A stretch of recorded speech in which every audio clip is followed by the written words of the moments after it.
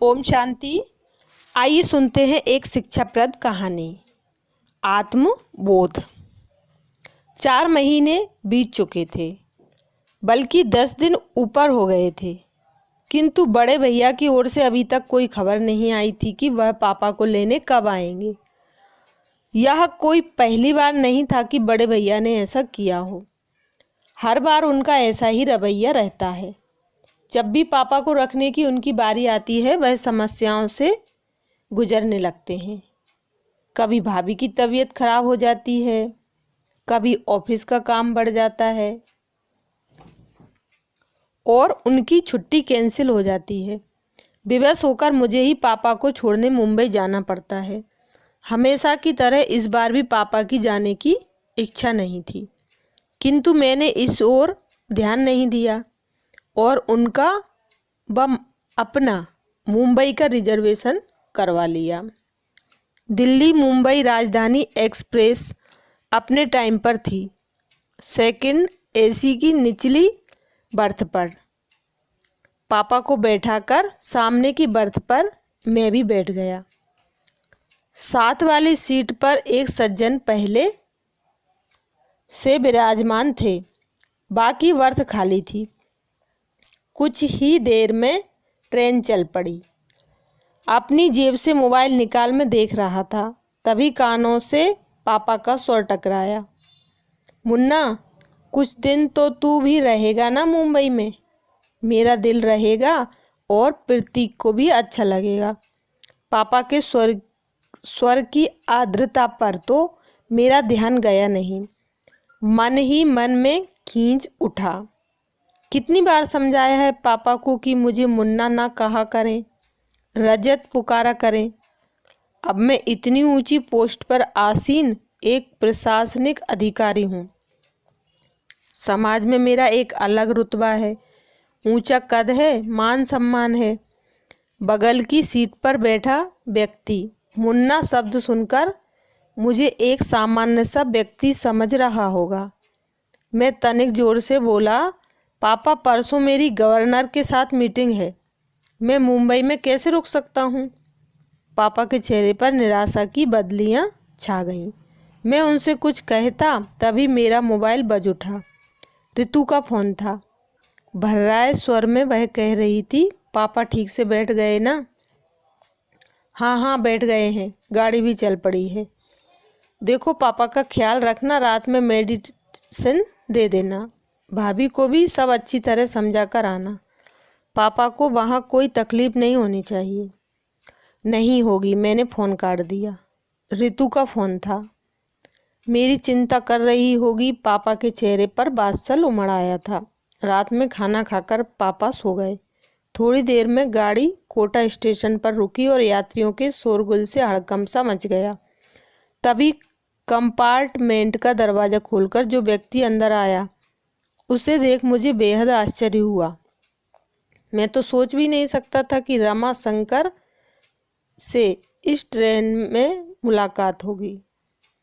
एक समय रमा शंकर मेरा पड़ोसी और सहपाठी था। हम दोनों के बीच मित्रता कम और नंबरों को लेकर प्रतिस्पर्धा अधिक रहती थी। हम दोनों ही मेहनती और बुद्धिमान थे, किंतु न जाने क्या बात थी कि मैं चाहे कितना भी परिश्रम क्यों न कर लूं, बाजी सदैव रमाशंकर के हाथ लगती थी। शायद मेरी ही एकाग्रता में कमी थी। कुछ समय पश्चात पापा ने शहर के पॉश एरिया में मकान बनवा लिया। मैंने कॉलेज चेंज कर लिया और इस तरह रमाशंकर और मेरा साथ छूट गया। 2 माह पूर्व एक सुबह मैं अपने ऑफिस पहुंचा। कॉरिडोर में मुझसे मिलने के लिए काफ़ी लोग बैठे हुए थे। बिना उनकी ओर नज़र उठाए मैं अपने केबिन की ओर बढ़ रहा था। एकाएक एक व्यक्ति मेरे सम्मुख आया और प्रसन्नता के अतिरेक में मेरे गले लग गया। रजत यार, तू कितना बड़ा आदमी बन गया, पहचाना मुझे? मैं रमा शंकर। मैं सकपका गया। फीकी सी मुस्कुराहट मेरे चेहरे पर आकर विलुप्त हो गई।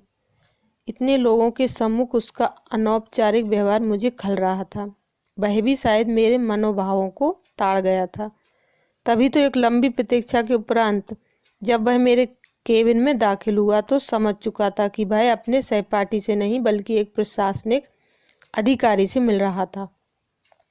उसका मुझे सर कहना मेरे अहम को संतुष्ट कर गया, यह जानकर कि वह बिजली विभाग में महज एक क्लर्क है जो मेरे समक्ष अपना तबादला रुकवाने की गुजारिश लेकर आया है। मेरा सीना अभिमान से चौड़ा हो गया। कॉलेज के प्रिंसिपल और टीचर्स तो क्या, मेरे सभी कॉलीग्स भी यही कहते थे कि एक दिन रमाशंकर बहुत बड़ा आदमी बनेगा।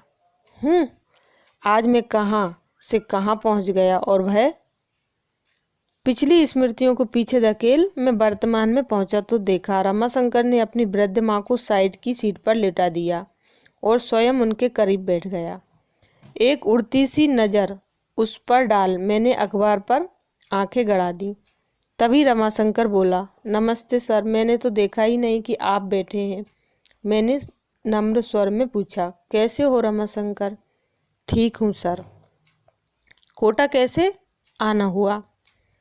छोटी बुआ की बेटी की शादी में आया था, अब मुंबई जा रहा हूँ। शायद आपको याद हो, मेरा एक छोटा भाई था। छोटा भाई? हाँ, याद आया। क्या नाम था उसका? मैंने स्मृति पर जोर डालने का उपक्रम किया, जबकि मुझे अच्छी तरह याद था कि उसका नाम देवेश था। सर, आप इतने ऊंच पद पर हैं, आए दिन हजारों लोगों से मिलते हैं, आपको कहाँ याद होगा देवेश नाम है उसका सर। पता नहीं उसने मुझ पर व्यंग किया था या साधारण रूप से कहा था, फिर भी मेरी गर्दन कुछ तन सी गई। उस पर एहसान सा लादते हुए मैं बोला, देखो रमाशंकर, यह मेरा ऑफिस नहीं है, इसलिए सर कहना बंद करो और मुझे मेरे नाम से पुकारो। हाँ, तो तुम क्या बता रहे थे? देवेश मुंबई में है? हाँ रजत, उसने वहाँ मकान खरीदा है। 2 दिन पश्चात उसका गृह प्रवेश है। 4-5 दिन वहाँ रहकर मैं और अम्मा दिल्ली लौट आएंगे। इस उम्र में इन्हें इतना घुमा रहे हो। अम्मा की आने की बहुत इच्छा थी। इंसान की उम्र भले ही बढ़ जाए, इच्छाएं तो नहीं मरती ना।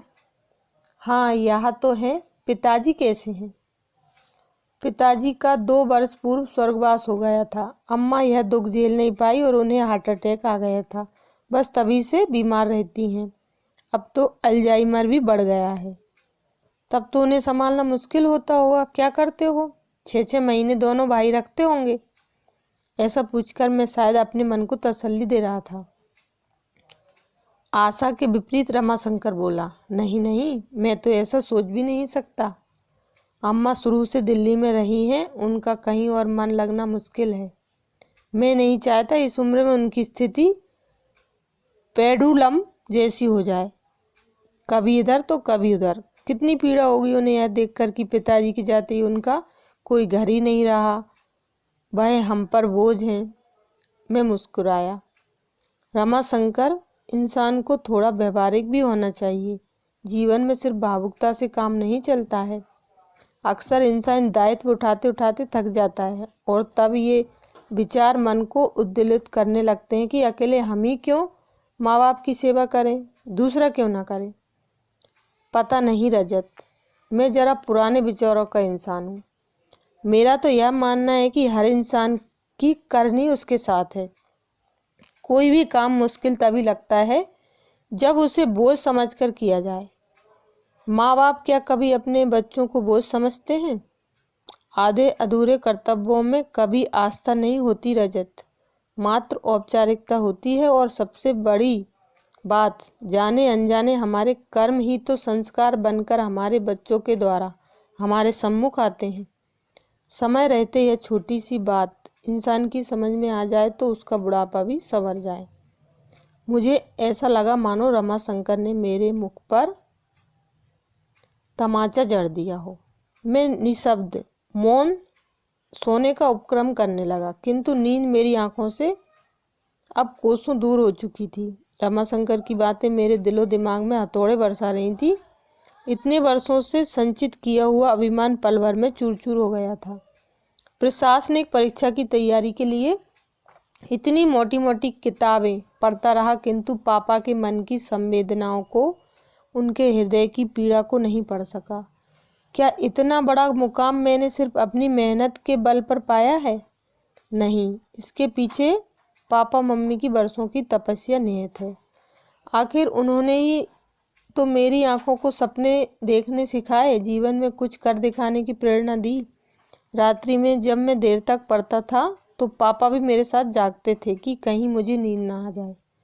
मेरे इस लक्ष्य को हासिल करने में पापा हर कदम पर मेरे साथ रहे और आज पापा को मेरे साथ की ज़रूरत है तो मैं व्यवहारिकता का सहारा ले रहा हूँ। 2 वर्ष पूर्व की स्मृति मन पर दस्तक दे रही थी।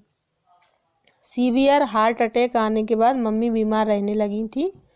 एक शाम ऑफिस से लौटकर मैं पापा मम्मी के बेडरूम में जा रहा था, तभी अंदर से आती आवाज़ से मेरे पांव ठिठक गए। मम्मी पापा से कह रही थी, इस दुनिया में जो आया है वह जाएगा भी, कोई पहले तो कोई बाद में। इतने इंटेलेक्चुअल होते हुए भी आप इस सच्चाई से मुंह मोड़ना चाह रहे हैं। मैं क्या करूं पूजा, तुम्हारे बिना अपने अस्तित्व की कल्पना भी मेरे लिए कठिन है। कभी सोचा है तुमने कि तुम्हारे बाद मेरा क्या होगा? पापा का कंठ अवरुद्ध हो गया था, किंतु मम्मी तनिक भी विचलित नहीं हुई और शांत स्वर में बोली थी, आपकी तरफ से तो मैं पूरी तरह से निश्चिंत हूँ। रजत और ऋतु आपका बहुत ख्याल रखेंगे। यह एक माँ के अंतर्मन की आवाज़ है, उसका विश्वास है जो कभी गलत नहीं हो सकता। इस घटना के 5 दिन बाद ही मम्मी चली गई थी। कितने टूट गए थे पापा, बिल्कुल अकेले पड़ गए थे। उनके अकेलेपन की पीड़ा को मुझसे अधिक मेरी पत्नी ऋतु ने समझा। यूं भी वह पापा के दोस्त की बेटी थी और बचपन से पापा से दिल से जुड़ी हुई थी। उसने कभी नहीं चाहा पापा को अपने से दूर करना, किंतु मेरा मानना था कि कोरी भावुकता में लिए गए फैसले अक्सर गलत साबित होते हैं। इंसान को प्रैक्टिकल अप्रोच से काम लेना चाहिए। अकेले मैं ही क्यों पापा का दायित्व उठाऊं? दोनों बड़े भाई क्यों ना उठाएं? जबकि पापा ने तीनों को बराबर का स्नेह दिया, पढ़ाया लिखाया, तो दायित्व भी तीनों का बराबर है।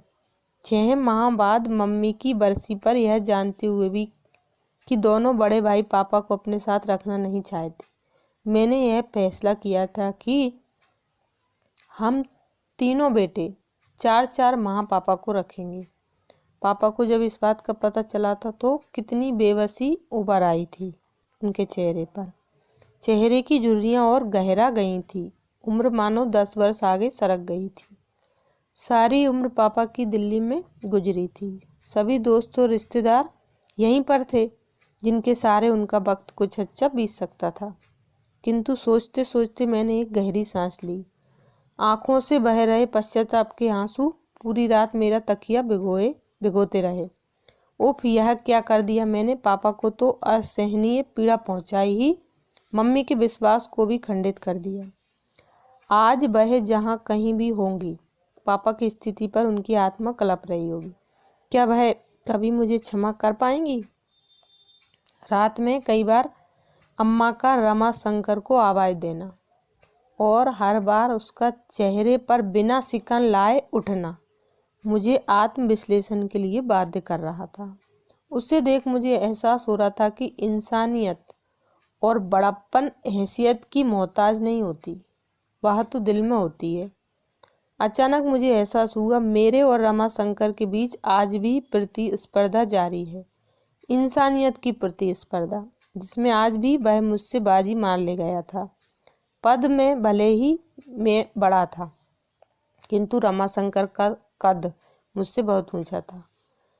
गाड़ी मुंबई सेंट्रल पर रुकी तो मैं रमाशंकर के करीब पहुंचा। उसके दोनों हाथ थामकर भावुक स्वर में बोला, रमाशंकर मेरे दोस्त, चलता हूँ, यह सफ़र सारी जिंदगी मुझे याद रहेगा। कहने के साथ ही मैंने उसे गले लगा लिया। आश्चर्य मिश्रित खुशी से वह मुझे देख रहा था। मैं बोला, वादा करो अपनी फैमिली को लेकर मेरे घर अवश्य आओगे। आऊँगा, क्यों नहीं, आखिर इतने वर्षों बाद मुझे मेरा दोस्त मिला है। खुशी से उसकी आवाज़ कांप रही थी। अटैची उठाए पापा के साथ मैं भी नीचे उतर गया। स्टेशन के बाहर मैंने टैक्सी पकड़ी और ड्राइवर से एयरपोर्ट चलने को कहा। पापा हैरत से बोले, एयरपोर्ट क्यों? भावुक होकर मैं पापा के गले लग गया और रुंधे कंठ से बोला, पापा मुझे माफ़ कर दीजिए, हम वापस दिल्ली जा रहे हैं। अब आप हमेशा वहीं अपने घर में रहेंगे। पापा की आंखें नम हो उठी और चेहरा खुशी से खिल उठा। जुग जुग जियो मेरे बच्चे, वह बुदबुदाए। कुछ पल के लिए उन्होंने अपनी आंखें बंद कर लीं, फिर चेहरा उठाकर आकाश की ओर देखा। मुझे लगा मानो वह मम्मी से कह रहे हों, देर से ही सही, तुम्हारा विश्वास सही निकला। अच्छा, ओम शांति।